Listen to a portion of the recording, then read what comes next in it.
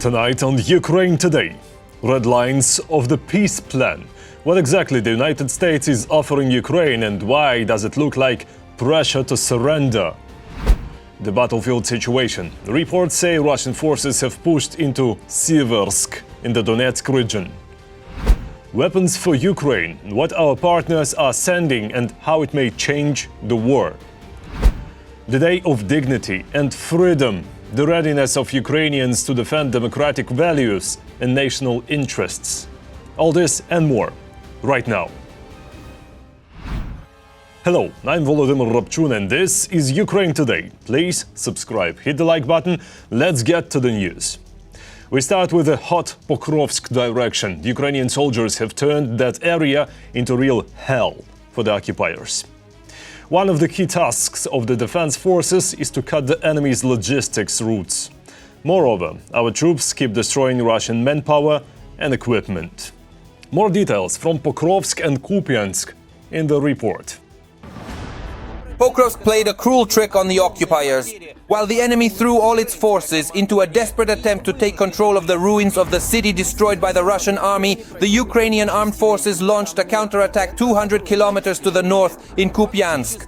The enemy forces there suffered huge losses, according to the Ukrainian command, and were forced to retreat. The enemy was cleared out on the northwestern outskirts. They're no longer there, and that's a huge achievement.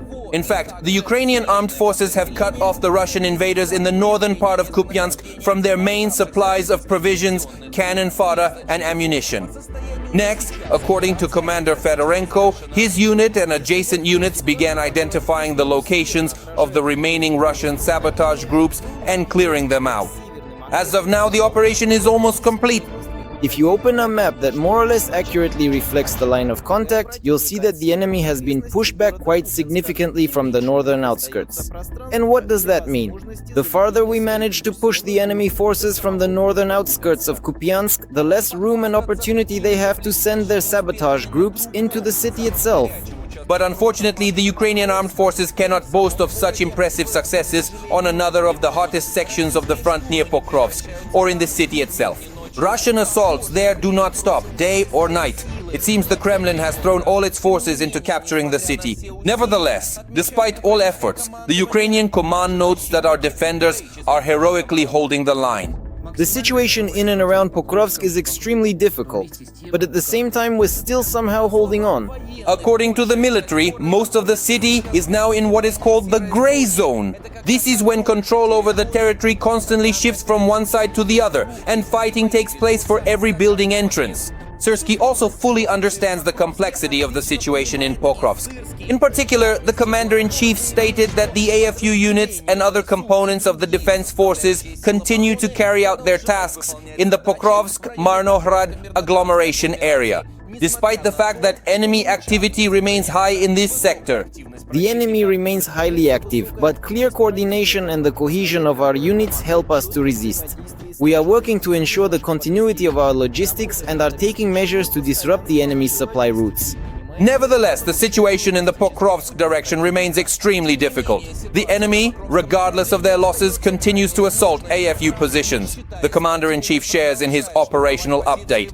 In just the past 4 days in the Pokrovsk direction, the occupiers' total losses amounted to 487 personnel, of which 350 are irrecoverable. The exchange fund is being replenished with captured Russian soldiers. For security reasons, the Ukrainian command does not disclose any further details about the situation in the Pokrovsk direction. However, they can talk about completed special operations on the front line. For example, the head of the main intelligence directorate, Kirilo Budanov, gave an interview in which he shared details of one of the most daring airborne operations by the GUR, during which special forces, having secured certain positions behind enemy lines, managed to break through and establish a full-fledged ground corridor. At that time, Budanov himself was nearby and was in command of the operation. Why was such an operation necessary, and why was it carried out in this particular way? Because the situation was extremely tense and critical.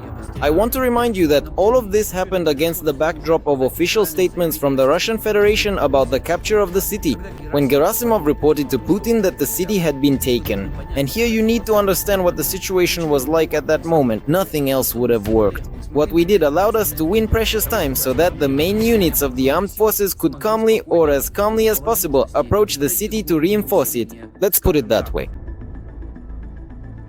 It's possible that even as we speak, GUR special units are carrying out another special operation in the Pokrovsk direction. Military public channels are already reporting on the clearing of Pokrovsk, strikes on enemy supply lines, and the establishment of alternative logistics routes for the Ukrainian armed forces. So all we can do now is wait for official confirmation of the good news from the Ukrainian command.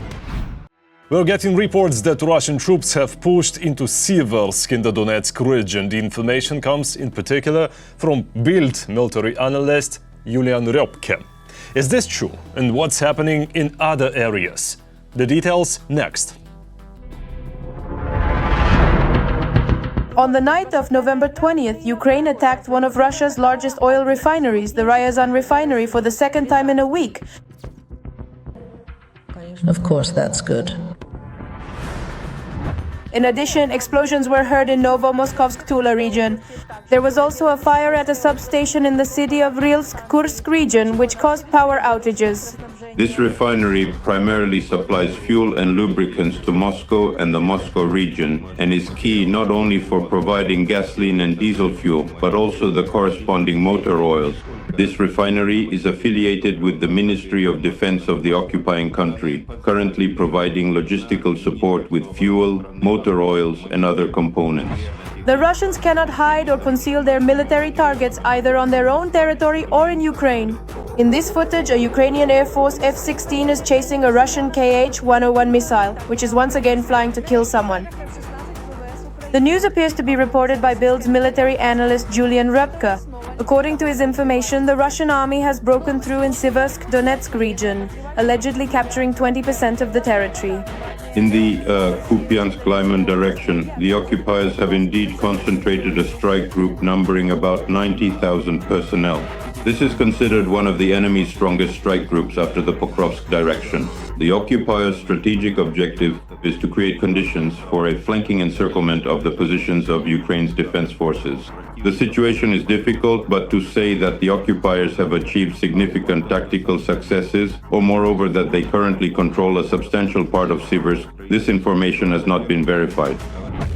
Only Trump and the United States have the power to finally end the war. Turkey is ready to provide a platform for negotiations. This was stated by the President of Ukraine, Volodymyr Zelensky. If Russia does not come to the negotiating table on American terms after the attack MS, the Ukrainian side may be supplied with Tomahawk cruise missiles, which have a range of up to 1,600 kilometers. At the Berlin Security Conference, Airbus chairman of the board, René Aberman, suggested that European countries consider deploying tactical nuclear weapons to deter Russia. This is an element of military political pressure by the United States on the Russian Federation precisely at the moment when peace agreements to end the war in Ukraine might be signed. In other words, they are making it clear what further scenarios may unfold if the Russian Federation does not come to the negotiating table. That is, the United States, through its European partners, is already signaling to the Russian Federation that they will continue the policy of increasing nuclear presence on the European continent. The possible deployment of tactical nuclear weapons is a response to the threat posed by Russian Iskander missiles deployed in Kaliningrad and Belarus, which are capable of carrying tactical nuclear warheads.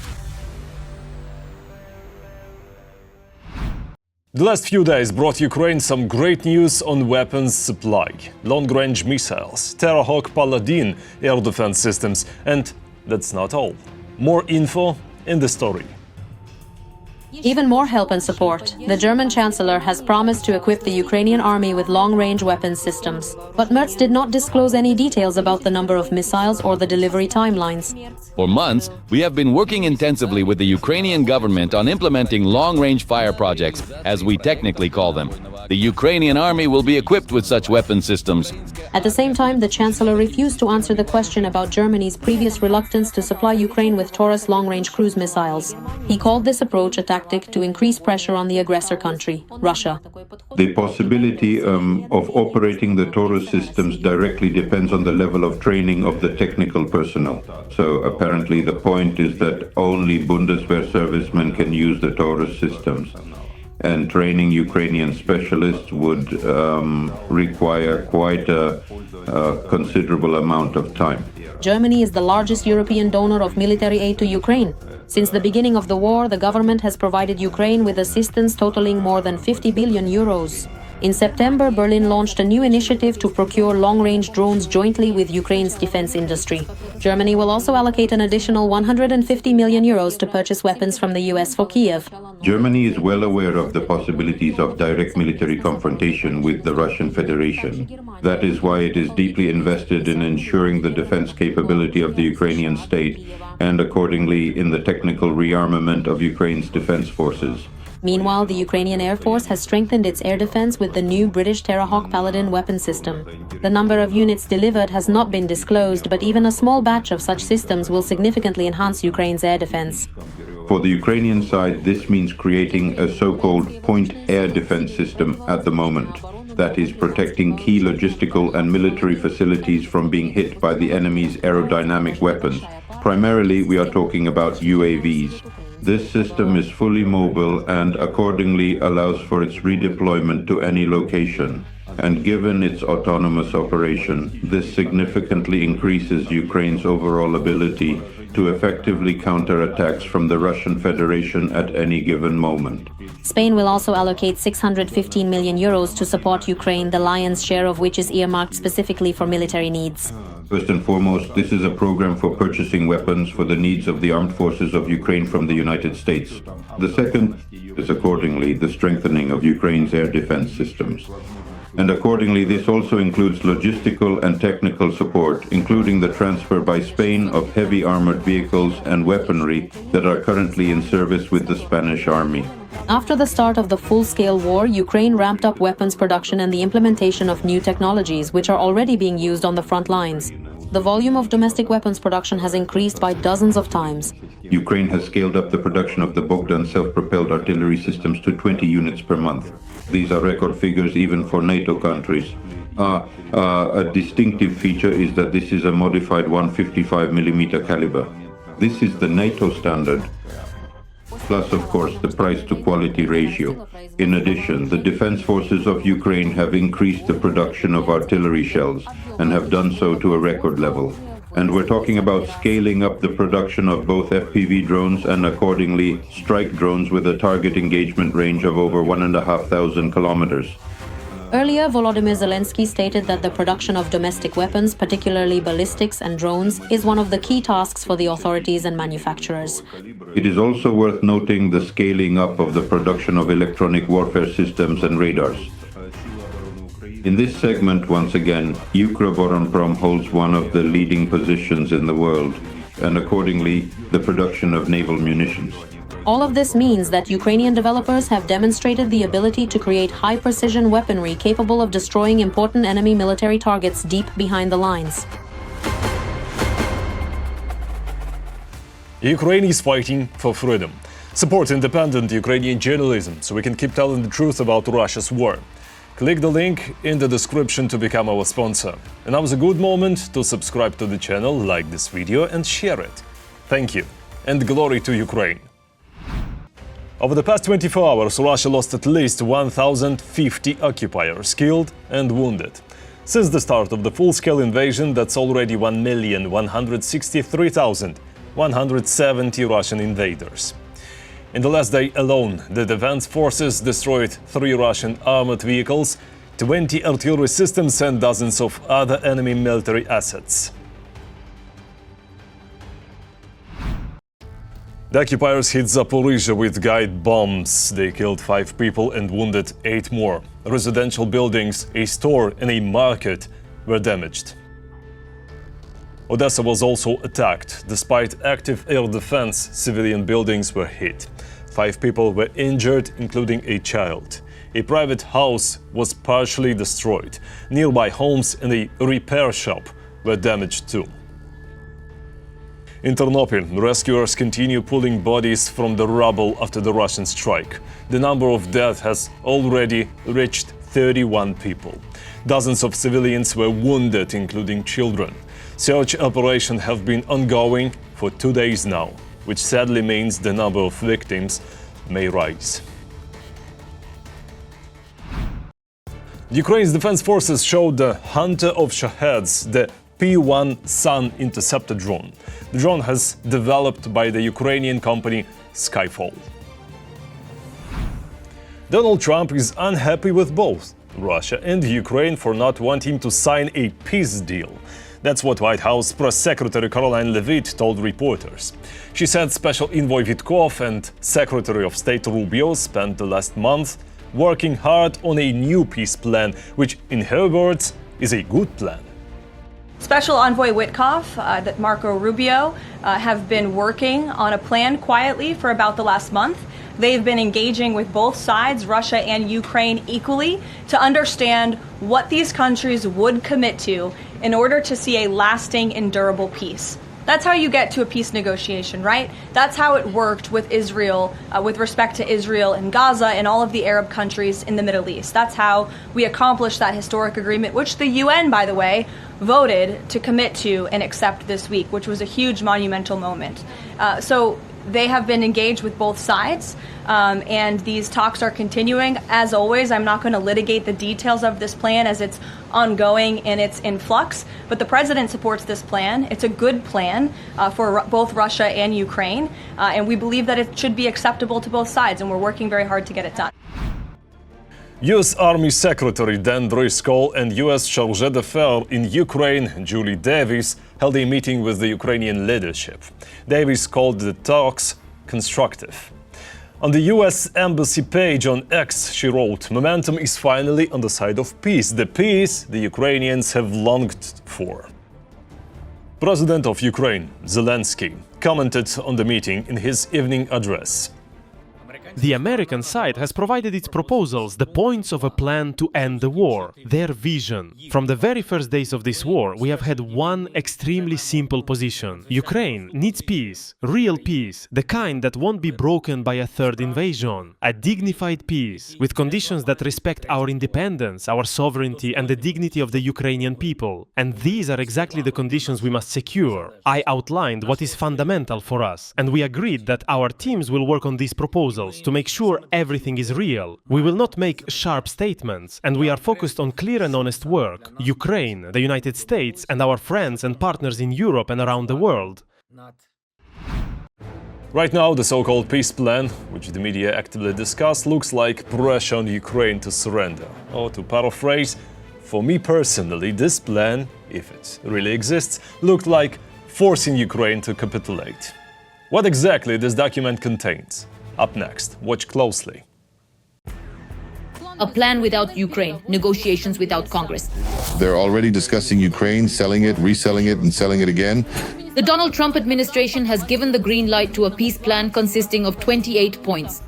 A document that was secretly developed over the past several weeks with representatives of the Russian Federation, but without Ukraine's participation. The president made it clear that it's time to stop the killing and reach an agreement to end the war. Trump believes there is a chance to end this senseless war if flexibility is shown, a White House representative stated. The chief architect of the plan was Special Envoy Steve Witkoff, who, together with Russian negotiator Kirill Dmitriev, met in Miami to discuss the parameters of the future agreement. Vice President J.D. Vance, Secretary of State Marco Rubio, and the president's son-in-law Jared Kushner also participated in the development. The plan focuses on providing both sides with security guarantees to ensure lasting peace. It includes what Ukraine wants and what it needs for lasting peace, says one of the American officials. The document itself is still being kept secret, but some of its details have become known to sources. So the 28 points are divided into 4 key blocks: peace in Ukraine, security guarantees, security, Europe, and the future of US relations with Russia and Ukraine. And although the White House assures that the plan contains what Ukraine wants and what it needs for lasting peace, the details of the project are raising more and more questions. All their efforts have reached a dead end, and now they are apparently trying to break through on different fronts. According to Western media, the plan envisions transferring territories in eastern Ukraine to Russia, primarily parts of the Donetsk, and Luhansk regions that are currently still under Kyiv's control. In effect, this is an agreement to Russia's demands regarding Donbas, although it would have taken Moscow years to capture these territories by military means. Currently, Ukraine holds about 15% of the region. According to Trump's version, these zones are supposed to become demilitarized, formally under Russian control, but without the deployment of troops. At the same time, the terrorist state is allegedly going to pay rent for administering Donbas. Ukraine formally does not change its borders, but in reality allows Moscow to govern the territory for money. For the Kherson and Zaporizhzhia regions, the plan proposes freezing the front line at its current positions. The details have not yet been disclosed. The plan also restricts the Ukrainian army, reducing its numbers, banning foreign missions, and imposing limitations on weapon systems, including long-range strike capabilities. The document mentions the winding down of American military aid and a ban on the deployment of Western troops on Ukrainian territory after the war ends. In effect, this is a rejection of joining NATO, which Moscow has been pushing for since 2014. In return, Russia promises not to attack Ukraine or other European countries and to formalize this commitment in law. It seems to me that the administration believes that what has changed is that Zelensky is now in trouble and Zelensky is politically weakened from the White House's perspective. And perhaps that's why Trump is staying silent and not commenting on this in any way, so as not to, in some way, by criticizing him, not draw more support to Zelensky. I understand that not all criticism will help Zelensky and his popularity, but basically we see that the president is staying silent and we can just look for different reasons. But from the administration's point of view, they see that there is a scandal in Ukraine. They see that the president of Ukraine might now agree to a deal that he previously would not have agreed to.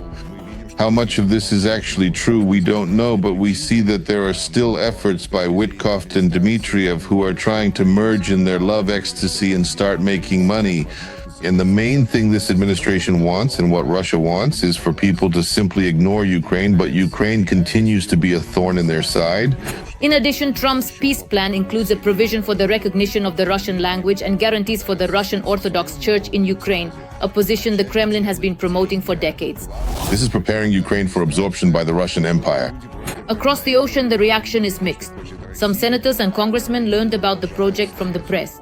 Lindsey Graham emphasized, such a peace is only possible with firm security guarantees for Ukraine. Tom Bacon compared Trump's actions to Munich in 1938, warning that any attempt to appease an aggressor without involving the victim only accelerates new threats. In the US and Europe, it is believed that the plan can be adjusted after consultations with Kyiv, but skeptics are convinced that the proposed framework radically changes the balance of power, increases pressure from Russia, and weakens Ukraine's position. At the same time, the Trump administration insists that the goal of the document is to end the war and achieve long-term peace by using flexibility and negotiation mechanisms instead of military escalation. The US expects President Zelensky to sign the American peace plan by Thanksgiving, meaning by November 27th. That's according to the Financial Times. The report says the agreement would then be sent to Russia and the entire process is expected to be finalized by early December. However, the outlet notes that these deadlines are unlikely, since Kyiv has already said several points of the proposed deal are red lines for Ukraine. Today, Ukraine marks the Day of Dignity and Freedom, tied to the start of two pivotal events in our country's history: the Orange Revolution of 2004 and the Revolution of Dignity of 2013. Back then, Ukrainians openly declared their readiness to defend democratic values and national interests. Glory to Ukraine, glory to the heroes. That's all for today. Thanks for watching. Thank you for your support. Strength to Ukraine's defenders. Don't forget to like, subscribe, comment and share. See you next time.